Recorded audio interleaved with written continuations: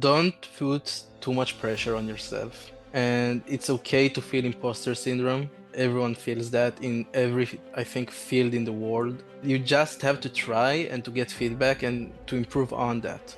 But don't let imposter syndrome put you back on your goals. You need to go forward. Some experts chase attention, but the smart ones build authority. You're listening to the Authority on Demand podcast, where credibility becomes your competitive advantage. Every week, we're pulling back the curtain on how founders and leaders turn expertise into inbound demand through books that position, media that converse, and strategies that actually move the needle. I'm Danielle Hutchinson, your host and Chief Creative Officer at Authority on Demand. Now, let's turn your authority into leverage. Hello, everybody. Welcome to another episode of the Authors on Mission podcast. Today, I have a question for you. What happens when we refuse to let go? When love becomes obsession, when loyalty becomes blindness, when the very technology meant to connect us starts controlling us instead? Today on the podcast, we're diving deep into the mind of Logan Glass, a writer whose journey from military intelligence to award-winning author reads like something from one's own dark tales. Logan discovered the power of storytelling in his unlikely story of life, and he wrote a couple books. And from here on out, he now has some awards attributed to it: the Silver Literary Titan Award-winning Echoes of Broken Vows, and of course his latest dystopian masterpiece, Requiem for a College Prime. So I'm very excited to dive into it today. But what makes Logan's work truly compelling is that he doesn't just write about morally complex heroes, he understands them from the inside out. So it's going to be very exciting to talk about his character process and the writing tips behind it all. So welcome to our conversation today about grief and resurrection, loyalty and betrayal, and what happens when the line between love and obsession disappears entirely. Logan, welcome to our show. Thank you. Thank you very much. Thank you for inviting me. I really appreciate it. Hey, real quick before we jump back in, if you're loving what we're doing here, hit that subscribe button and drop us a like. We're bringing you the best authors, the most real conversations, and all the writing wisdom that you didn't know you needed. So stick around because it only gets better from here.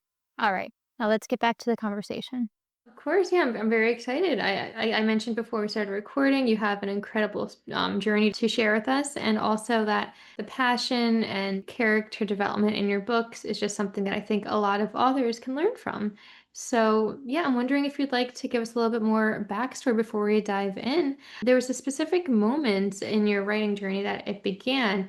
Somebody, your chief officer, handed you your very first book. And so I'm Yes, wondering exactly. if you can walk us through that a little bit. What was going through your mind? How did that change your... Yeah, of course. So I served in the military of my country for 3 years, and in the middle of that, I fell into a depressive episode, and I had a really hard time during the military.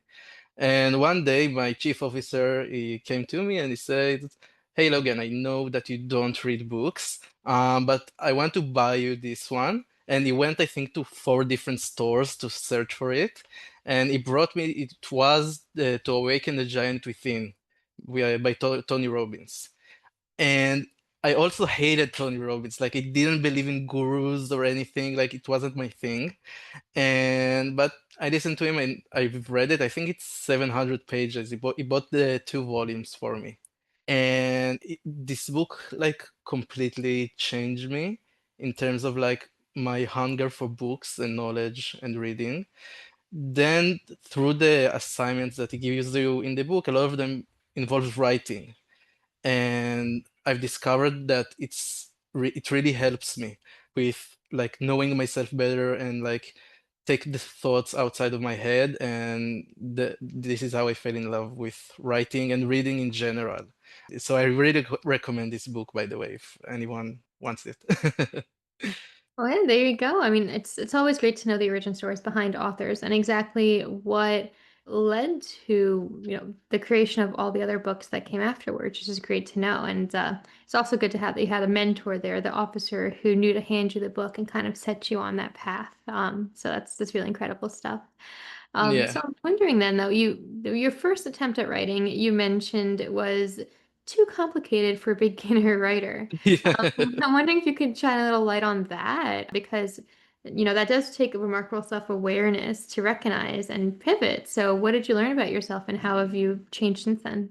Yeah, of course. So I think I wanted to write my first book when I traveled with my boyfriend for our 2 years anniversary.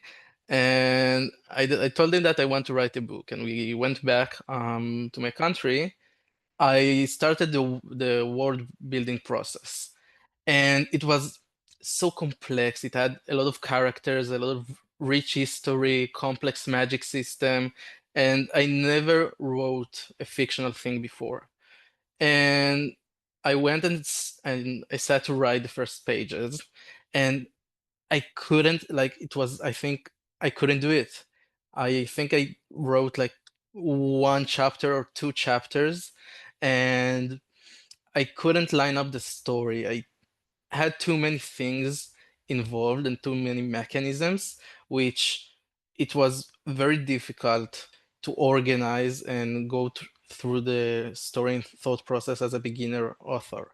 And then I took a break for like, I think 6 months. And I decided to write Echoes of Broken Vows, which is much more simpler, not very much in terms of the plot, but it only concentrate on one protagonist. There are no side character arcs. There are only two locations within the book, the temple and the city, and that's it. It's a short novella. It's 122 pages, and after that, Requiem for a College Prime is a little more complex. The world is a little bit more complicated, the systems within it, the characters. I felt more comfortable with myself as an author to go wider in terms of narrative and characters and plot. Understood. So I think that's something that a lot of the authors listening today can learn from is to be aware when something's getting a little bit too out of hand and find a different method that's better for your expertise at the moment. So I'm wondering then, Logan, and I'm sorry if I didn't hear correctly. Have you ever considered going back to that first I concept? thought about it, but I don't know because the concept was also beginner-ish. Like it didn't have the complexities that I enjoy in reading like books. I write books that I will enjoy reading. And right now I'm working like on something which is much more complex, and I want to make it a trilogy because I feel like I'm prepared for that after two novellas. But I don't think I'll go back to the initial concept. It was like a weird fantasy thing. I don't even remember what it was. Okay, okay, yeah. So not only do our writing skills grow and develop, but so do our ideas for the writing as well. So I can see what you mean by that. And now Yeah. you mentioned a trilogy. Is this referring to Requiem for Arcology Prime? Is that going to become a trilogy? Or is So this or is going to become a trilogy as well. wow, And I'm working on another fantasy trilogy because working on two things because when I go to writer's block on one project, so I jump to the other. understood. Yeah, got it, got it. Well, I appreciate that, and it's really exciting to know that there is more coming out soon from Logan Glass, everybody. But transitioning a little bit into Requiem for Arcology Prime specifically, first things first, do you happen to have a copy of the book with you today? Yeah, this is this is the copy. Perfect. Yeah, sorry to put you on the spot like that, but I always like to give the authors a chance to spotlight the cover design because as much as we like to say don't judge a book by its cover, the cover We is all the judge it by the cover, yes. exactly, exactly. What was the process of creating that cover? Did you do it by yourself? Did you have a little bit of assistance? How did that work? Yeah, I in terms of the idea, I came up with it. I tried like thinking how because it's the same as I told you with picking titles. I'm bad at it because I don't know how to encapsulate the book's meaning and story in one aspect. In the cover, it's picture or title, and I it, it's always scary that it won't make justice with it, that it won't stand up to the expectations. So it's the same when I start a writing project. Write a lot of ideas, and I leave that for 2 or 3 weeks, and then I go back to it. And if from this brainstorming there is something that I still want to write, so I go with it. So it's the same with the cover. Brainstormed a lot of ideas, and this is the one I landed on. There was, I think, the one with the antagonist and protagonist in front of each other, like anime style, and there was a lot of ideas, but this is the one I decided at the end. Understood. Okay, yeah. I thank you for walking us through that process. I think it's important for everybody listening to, understand what other authors go through and their strategies so they can also apply it to their own ideas as Yeah, well. So I'm glad it worked out for you. And I do really like the cover. It kind of thank gives a you. great idea of the book itself. For example, in the cover, the main character has sort of the technology in there. Is that the cortex? Yeah, That is, yeah, right? this is the course. Yeah, exactly. Yeah, so to all of our audience members, in this book, the Cortex link, it's kind of a neural interface that can Implant, yeah. to machines, an implant, yes. So it's interesting because to me that kind of reflects, the current AI developments. So I'm wondering, was that purposeful? Were you making a Yeah, comment it on was this? purposeful. Yeah. It's So sort of my take of it, and a lot of like, yeah, about the corporate world. It's my take on capitalism, the technology as a part of it. In terms, yeah, but it was also a really difficult choice to go with the exact design for the Cortex slings because I didn't want it to be too tacky, but not too dull. So it was it was a really difficult choice. understood. Yeah, so that definitely shines a little bit of a light on it, and that is a huge plot point of the book. It's interesting because your book does shift from that sort of dystopian science fiction, but also has a lot of dark fantasy mixed in. So I'm wondering, did anything inspire you in particular to write in these genres? I know this is sort of your passion in there. Is there anything that set you on Yeah.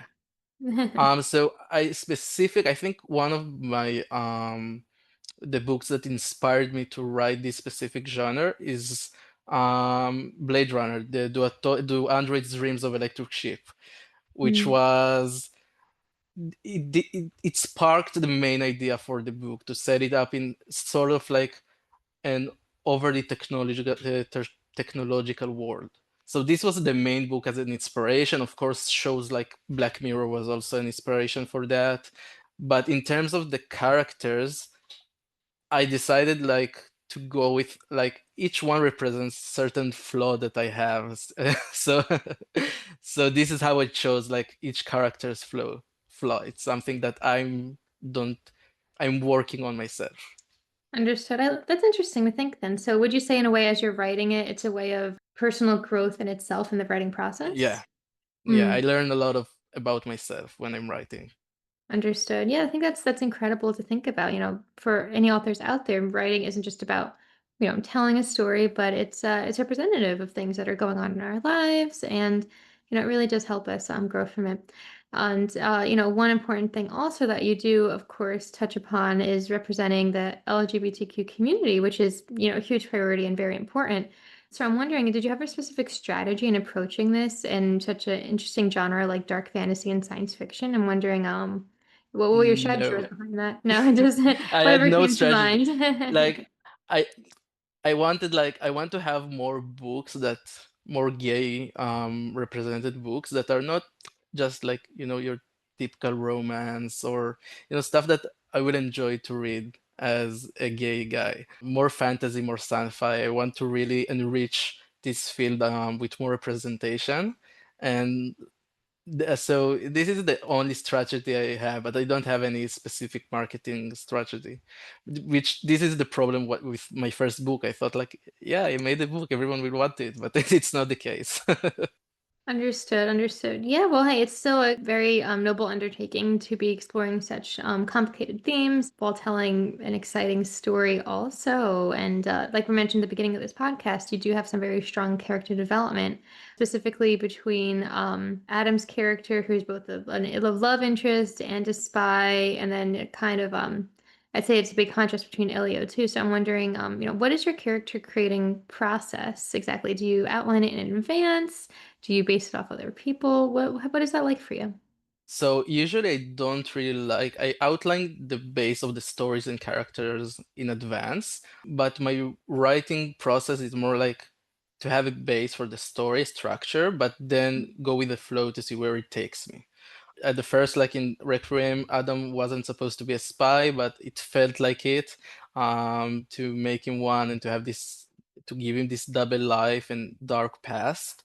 In terms of characters, as you've seen, I really like to write morally dark characters, which, if I simplify that, is to want to do good, but the process of how you achieve this goal is really debatable.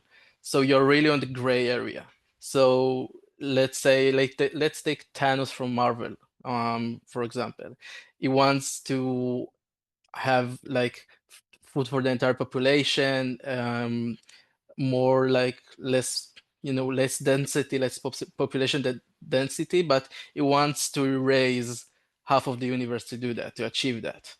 So this is what makes, in my opinion, morally gray, which the purpose is good, but how you do it, it's not really good. And this is usually how I pick my protagonist. And I set the narrative itself about this flow. In terms of like Requiem, Elio wants to bring his husband back, which is a really good goal, but then he steals the tech from his company and breaks a lot of laws, and basically he puts his entire city and system in danger because of it. So this is how I decide about my characters. Understood. Well, thanks for walking us through that process. It's always great to know how different authors approach things like this and character development because, a lot of authors are just starting out, just like you also once did, right? And they don't know exactly where to start. So it's a great groundwork to be laying for others. Um, I'm wondering now if you can share a little bit about your writing routine then. Do you have a specific desk or an office that you generally write in? What is your routine like for getting in the mindset? So it depends, because usually I work a 9 to 5 at the mornings and then go to the gym, and then I usually don't have I usually don't have the mental capacity to write after an entire day of working and working out. So I have a certain goal for writing words for a day, and it's usually not very high. It's usually 500 to 1,000 words a day. And I usually write on the weekends, but this is where I do most of my work. And I don't have a specific area. I like to write at coffee shops, but it's usually very expensive. So I just sit at I sit at my desk and put on some music, and then try to get in the zone. And I really go with the flow in the story. I have nothing prepared in advance, and I try to put myself in the character's place and to see what he will do and where he will go and what will happen. Understood. Yeah, I like that. Kind of put yourself into the character's shoes. That definitely makes sense. um, so yeah, I mean, all this being said, then you did mention that you have a couple other writing ideas for other books in the future. I'm wondering what else might be next for you. I mean, you got these ideas, but what's next on the agenda? What's your future plans with these? I think like part of being a successful I'm not a successful author, in my opinion. I think I'm You are very for the far from word, though. that. I think so. It's yeah, but I think I have a long journey ahead. I'm so Mm, young and I'm so like on the beginning of the path of being an author. But I think part of it is being a businessman. So I'm working on rebranding my publishing company, put up some merchandise, because this is a lot of, besides writing, I need to focus on the business itself, which is the part which is less enjoyable in my opinion. But I try to make it enjoyable. I really like drawing, so I draw my own character art. But on the agenda specifically is also to become a better businessman as an author, besides the writing projects,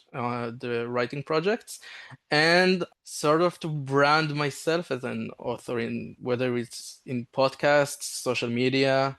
Doing YouTube right now.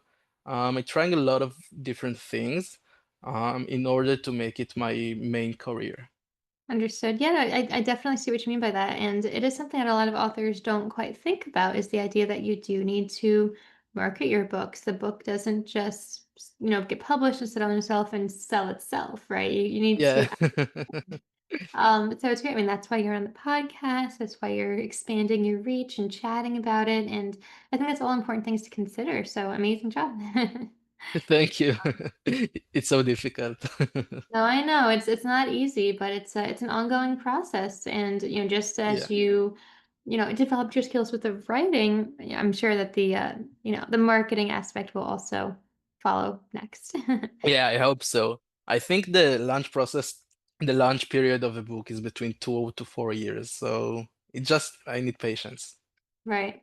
So, one last question as we begin to wrap up, then. I'm wondering, what is the biggest lesson you've learned throughout all of your writing process that you'd like to share with the audience today? I mean, you talked about how your first novel was a little bit of a struggle, but now here you are with your award-winning debut. And so, what is the most important lesson that you learned about storytelling?